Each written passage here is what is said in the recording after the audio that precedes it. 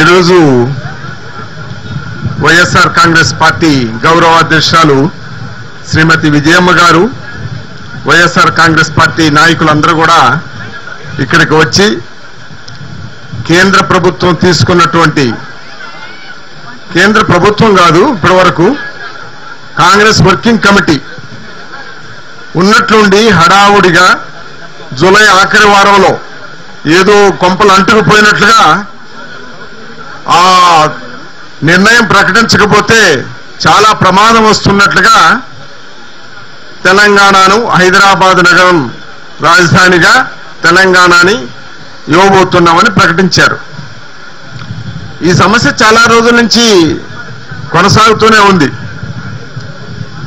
అయినప్పటికీ 2001లో కేసీఆర్ గారు, 2002లో కేసీఆర్ గారు టీఆర్ఎస్ పార్టీ పెట్టడం, 2004లో కాంగ్రెస్ పార్టీతో కూడా ఆయన కలిసి పోటీ చేశారు.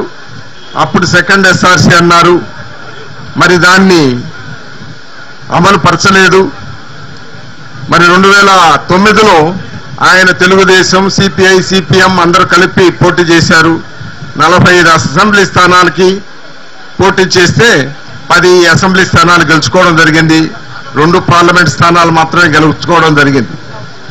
ఆ పరిస్థితుల్లో మరి ఉన్నట్లుండి మనకు తెలుసు, రాజశేఖర రెడ్డి గారు చనిపోయిన తర్వాతనే ఈ రాష్ట్రానికి ఈ పీడ పట్టుకున్నది మనందరికీ తెలుసు.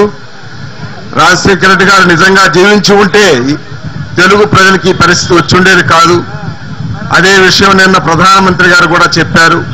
రాజశేఖర రెడ్డి గారు ఉండుంటే ఈ పరిస్థితి వచ్చేది కాదని ఆయన కూడా చెప్పడం జరిగింది. కానీ దురదృష్టం, ఆయన చనిపోయారు. ఆయన చనిపోయిన తర్వాత తెలుగు ప్రజలకి అన్ని ఇబ్బందులే. 2009 ఆయన చనిపోయిన తర్వాత, సెప్టెంబర్ 2వ తేదీన చనిపోయిన తర్వాత అన్ని ఇబ్బందులు రావడం మొదలైనవి. మరి ఎందుకు ఈ నిర్ణయం తీసుకున్నారనేది అందరికీ ఆశ్చర్యంగానే ఉంది.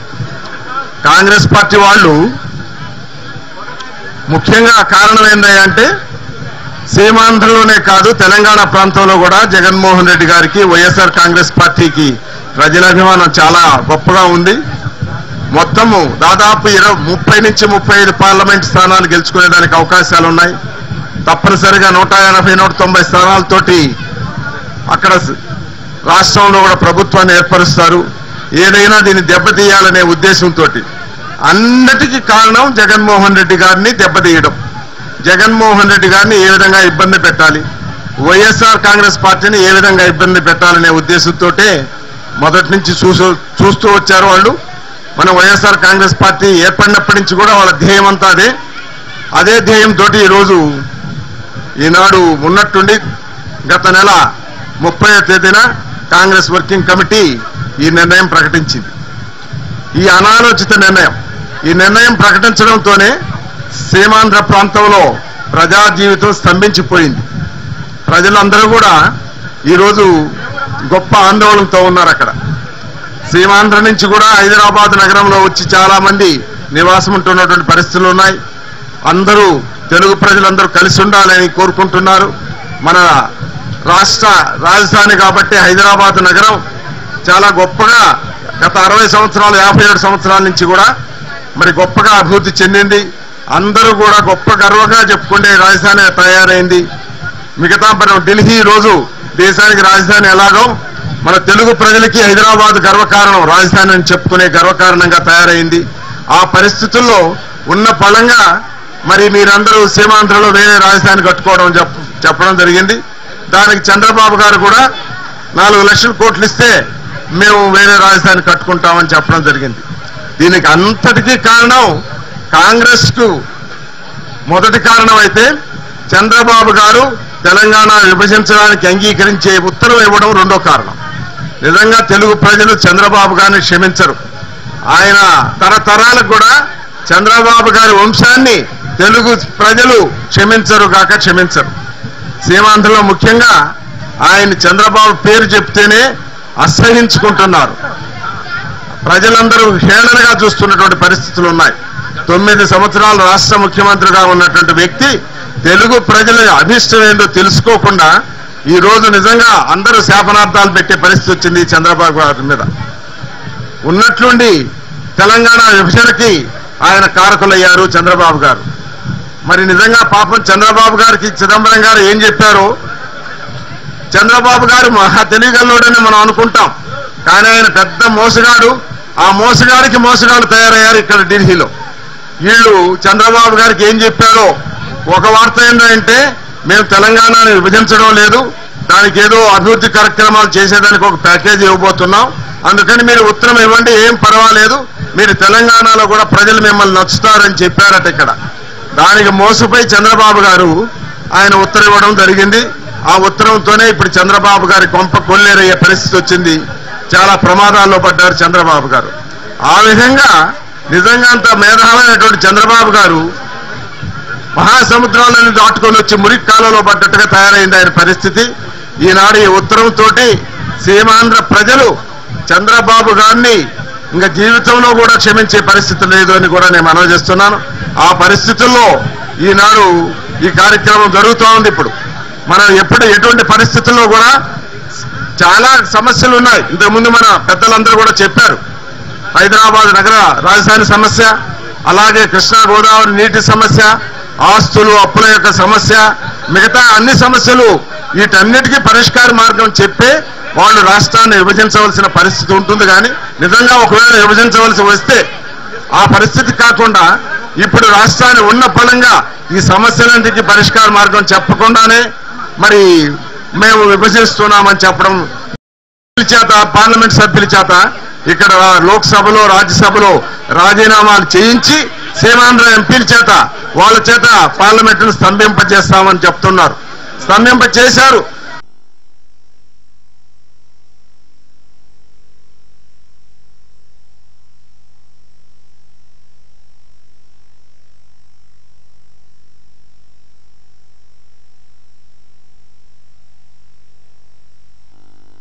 జరిగిందట.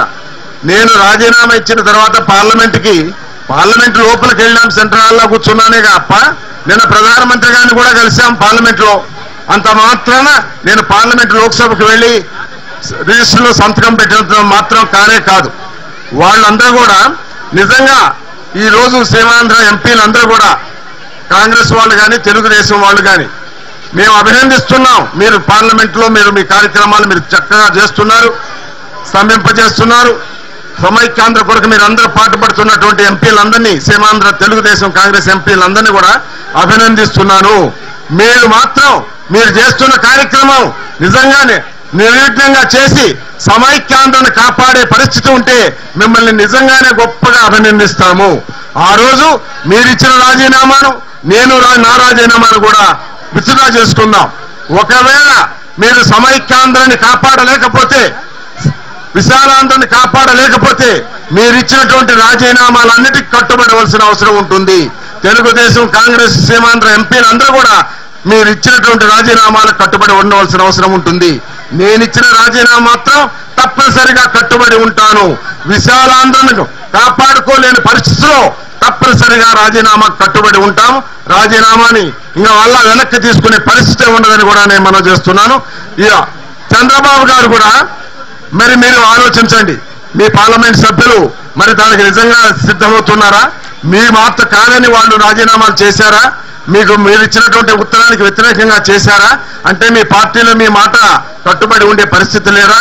అటువంటి పరిస్థితుల్లో ఏమి నాటకాలు ఆడుతున్నారు? తెలుగు ప్రజల్ని మోసం చేయాలనే ఉద్దేశంతో మీరు చేస్తున్నటువంటి నాటకాలు ఈ రోజు అందరూ కూడా రాజశేఖర రెడ్డి గారు మరి ఉచిత విద్య వల్ల అందరూ కూడా చదువుకుంటుంటున్నారు. ప్రతి చిన్న కుటుంబంలో కూడా బిడ్డలు చదువుకుంటున్నారు. అందరూ రాజకీయ నాయకుల కంటే రాజకీయాల్లో అన్ని అవగాహన చేసుకునే పరిస్థితిలో ఉన్నారు. ప్రతి ఒక్కరు కూడా ప్రతి చిన్న కుటుంబంలో కూడా విద్యావంతులు ఉన్నారు. అందువల్ల మీరు చేసే మోసాలు దగాలు ఎవరు కూడా నచ్చరు అని కూడా నేను మనవి చేస్తున్నాను. కాబట్టి ఈనాడు ఈ రాష్ట్రాన్ని విభజించడానికి కారణం ఏంటండి? తెలుగు ప్రజల మీద ఎందుకండి ఇంత కక్ష ఈ ఢిల్లీ వాసులకి, ఢిల్లీ కాంగ్రెస్ పెద్దలకి? ఆ రాజశేఖర రెడ్డి గారి పుణ్యానే కదా మీరు ఈ రోజు దేశంలో రాజ్యాన్ని ఏలుతున్నారు. 2004లో కానివ్వండి, అప్పుడు 37 పార్లమెంట్ సభ్యులు ఇచ్చారు అన్ని మిత్రపక్షాలతో కలిపి. 2009లో అందరూ ఒకటమే అయినా కూడా తెలుగుదేశం, టీఆర్ఎస్, సిపిఐ, సిపిఎం అందరూ మహాకూటమిగా ఏర్పడి పోటీ చేసినా కూడా రాజశేఖర రెడ్డి గారు ఒంటి చేత్తో 33 పార్లమెంట్ సభ్యులను గెలిపించి ఇక్కడ రాజ్యం ఏర్పరిచేదానికి అవకాశం కల్పించారు. తెలుగు ప్రజలు ఇచ్చినటువంటి రాజ్యాన్ని, తెలుగు ప్రజలు కల్పించినటువంటి ఆ సౌకర్యాన్ని మీరు ఉపయోగించుకొని ఢిల్లీలో రాజ్యం ఏలుతూ తెలుగు ప్రజల్ని ఈ విధంగా హింసించడం ఎంతవరకు సబబు? తెలుగు ప్రజలు ఇచ్చినటువంటి అధికారాన్ని ఉపయోగపెట్టి తెలుగు ప్రజల్ని ఈ విధంగా చీల్చాలనుకోవడం నిజంగా పరిపాలన సౌలభ్యం లేదా? ఆంధ్రప్రదేశ్లో పరిపాలన నిజంగా అంత కష్టంగా ఉందా? ఉత్తరప్రదేశ్ 80 మంది పార్లమెంట్ సభ్యులు ఉన్నటువంటి ఉత్తరప్రదేశ్ని 4 రాష్ట్రాలుగా విభజించమని ఆ రోజు ఉన్నటువంటి ముఖ్యమంత్రి గారు మాయావతి గారు రిజల్యూషన్ పాస్ చేసి పంపిస్తే దాన్ని పట్టించుకోకుండా ఇప్పటి వరకు ఆంధ్రప్రదేశ్ అసెంబ్లీలో తెలంగాణ గురించి రిజల్యూషన్ ఏమాత్రం పాస్ కాలేదు, మూవ్ కాలేదు. అటువంటి పరిస్థితుల్లో మీరు ఈ నిర్ణయం తీసుకోవడం అవసరం ఏంటి? ఈనాడు దేశంలో చాలా రాష్ట్రాలను విభజించాలని చాలా కోరుతున్నారు ప్రజలు. అటువంటి పరిస్థితుల్లో వాటన్నిటి జోలికి పోకుండా ఒక్క ఆంధ్రప్రదేశ్ని, తెలుగు ప్రజల్ని రాజకీయ కారణాల కొరకే మీకు 10 సీట్లు తెలంగాణ ప్రాంతంలో వస్తాయనే కోరికతోటి టీఆర్ఎస్ ను కూడా కలుపుకోవాలనే ప్రయత్నాలు జరుగుతున్నాయి. ఆయన దిగ్విజయ్ సింగ్ గారు చెప్పారు. ఆ రోజు కాంగ్రెస్ వర్కింగ్ కమిటీ ఆ నిర్ణయం ప్రకటించడంతోనే దిగ్విజయ్ సింగ్ గారు చెప్పారు, ఒకవేళ తెలంగాణ ఇస్తే తప్పనిసరిగా టీఆర్ఎస్ నాయకులు గారు చంద్రశేఖరరావు గారు కాంగ్రెస్ తో మెర్జ్ అవుతామని చెప్పారు. మీరు వెంబడి మెర్జ్ కాండి, మాకు 10 సీట్లు ఇవ్వండి, మేము మళ్ళా రాజ్యం ఏలుకుంటామని చెప్పడం జరుగుతా ఉంది. ఎంతవరకు సబబు ఇది?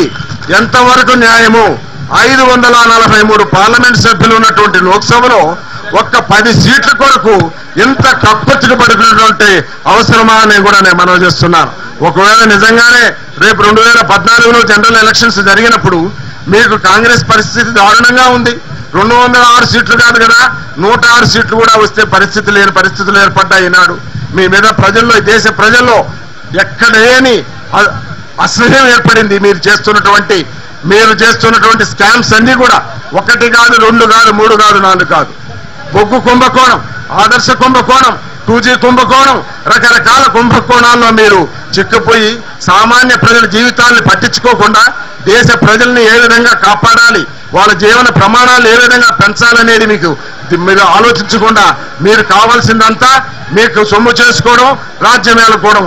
ఆ పరిస్థితిలో మీరు చేస్తున్న కార్యక్రమాల్ని దేశ ప్రజలందరూ కూడా వ్యతిరేకిస్తున్న పరిస్థితుల్లో మీకు పట్టుమని 100 సీట్లు కూడా వచ్చే పరిస్థితి లేనప్పుడు ఎందుకు కక్కుర్తుపడి తెలుగు జాతిని ఈ విధంగా హింసిస్తున్నారని కూడా నేను మనవి చేస్తున్నాను. తెలుగు జాతి మీకు ఎప్పుడు కూడా అండగా ఉన్నదే.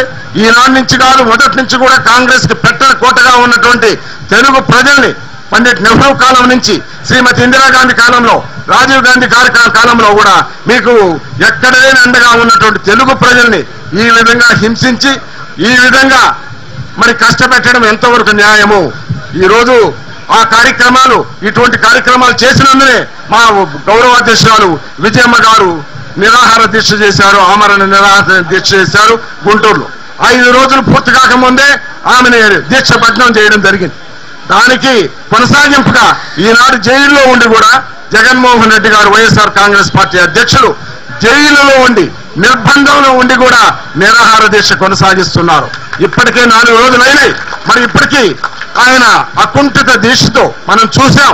అది దృఢ సంకల్పం అంటే, అది నాయకత్వ లక్షణం అంటే, తన కష్టాల్లో ఉన్న ప్రజల పరిస్థితులను గమనించి ప్రజలకు ఏ విధంగా ఆదుకోవాలనే కార్యక్రమాల్లో నిమగ్నమై ఉండడమే నాయకత్వ లక్షణం. నిజంగా 15 మాసాలు దాటిపోయినాయి ఇప్పటికీ జగన్మోహన్ రెడ్డి గారిని నిర్బంధంలో ఉంచి. ఇన్ని కష్టాల్లో ఉండి కూడా జగన్మోహన్ రెడ్డి గారు ఏ మాత్రం తన సొంత కష్టాన్ని అంతా కూడా పక్కన పెట్టి రాష్ట్ర ప్రజల శ్రేయస్సు దృష్ట్యా, తెలుగు ప్రజల శ్రేయస్సు దృష్ట్యా ఈనాడు నిరాహార దీక్ష, ఆమరణ నిరాహార దీక్ష నిర్బంధంలో ఉండి కూడా చేస్తున్నటువంటి యువ నాయకుడికి తెలుగు ప్రజలందరూ కూడా జేజేలు పలుకుతున్నారని కూడా నేను మనవి చేస్తున్నాను. ఢిల్లీలో ఉన్న తెలుగు ప్రజలందరూ కూడా జేజేలు పలుకుతున్నారని కూడా మనవి చేస్తున్నాను.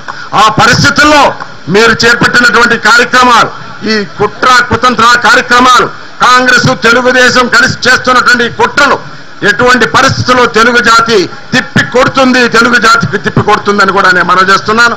మీ ఏ కార్యక్రమాలు కూడా మీరు చేస్తున్నటువంటి ఈ దుర్మార్గమైనటువంటి కార్యక్రమాలు తెలుగు జాతి ఎటువంటి పరిస్థితుల్లో క్షమించదని కూడా నేను మనవి చేస్తున్నాను.